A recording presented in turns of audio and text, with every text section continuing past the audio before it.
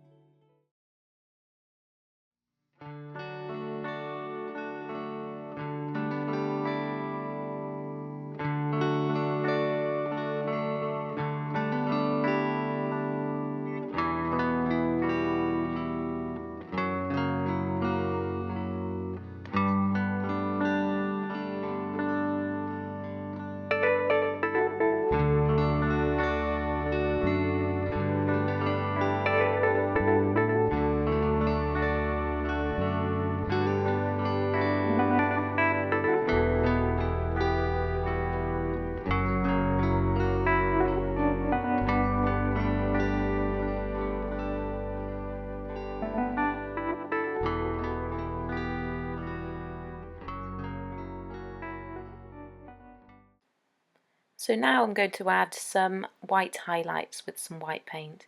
If you've got a nice white marker pen, then even better. Do some practice, nice fine lines. It's always good to practice doing some fine, nice detailed work, especially after splashing the paint about. It's nice to come back and do just a little bit fine detail with the paintbrush.